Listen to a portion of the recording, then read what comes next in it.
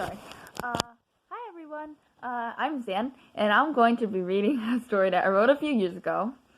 And I'm going to be reading it not because, well, yeah, I do want attention, but it's mostly going to be because I'm gonna have fun with it. I love writing stories. I don't like reading them, but maybe this is good practice. And I'm not like this story feels like it's written by another. It seems like it's written by another person, so I don't really mind reading it out loud too much because I was so stupid back then, and I want us to share how stupid I was. You know what I mean? And especially since I know most of the people watching this. I know this is a public YouTube video, and I know anyone could be watching it, but I mostly know the people watching it. So just laugh with me and make fun of me. I don't care. I make these YouTube videos so that you can make fun of me. You get it? Alright, I'm gonna start. Alright, enjoy the magical world of vampires.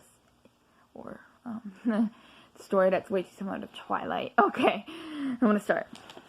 Chapter 1, Trick or Treat. Hey Sarah, 10-year-old Katie Bain called her younger sister. Come check this house out.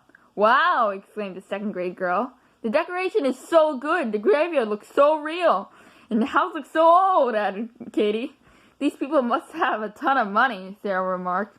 Say, we should go back to the creek. No way, Jose, exclaimed Katie. We're going to go trick-or-treating here. Sarah shook her head in disagreement. No, I don't want to, she snapped, turning back towards the creek. Katie seized Sarah and pulled her to the mysterious house. Wait, Sarah wailed, struggling to free herself from Katie's grip. I know we shouldn't go here, Katie. Katie froze, but didn't free Sarah's arm. Why not? She asked.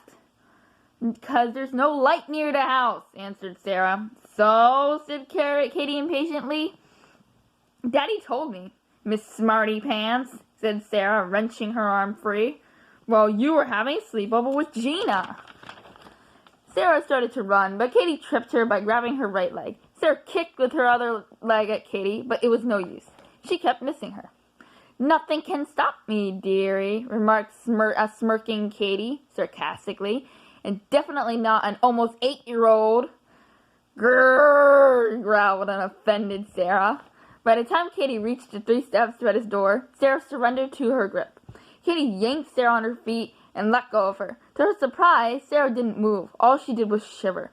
Katie climbed up the steps and rang the doorbell.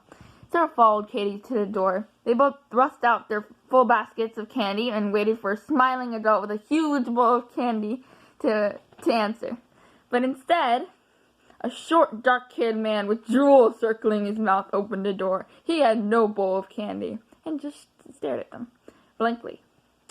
Trick or treat, Katie sang cheerily while Sarah stared back at the man. He didn't budge. Well, Katie snapped, he don't move. You're making me thirsty.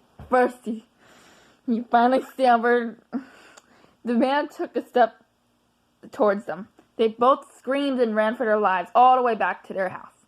Mom! Mom! Screamed Katie. Mommy! Sarah shouted. They both saw a light. They saw a light in the coffee table and ran to it.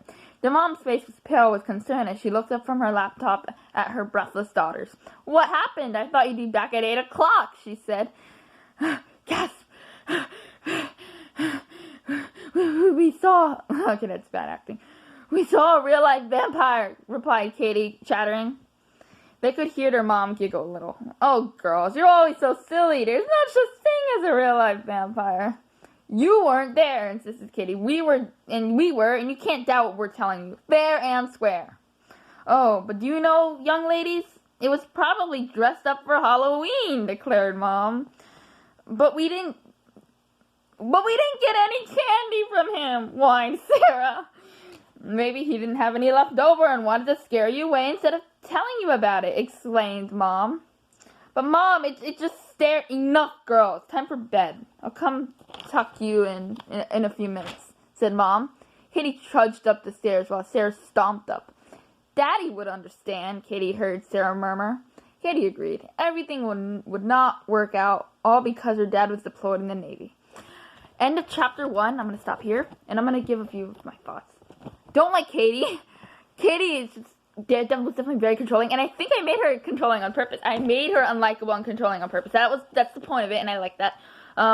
Sarah's okay, but I mean, she's 8, but they're so stupid. Like, literally, the reactions to everything was so stupid. Like, I think the mom has a point, first of all, even though, you know, it's hard to understand her because the writing was just so unreadable. It was so, like, illegible. Not because the handwriting was illegible, just, it was just so unreadable. Because, like, it doesn't make any sense. Like, grammar mistakes here and there, it was hard to read.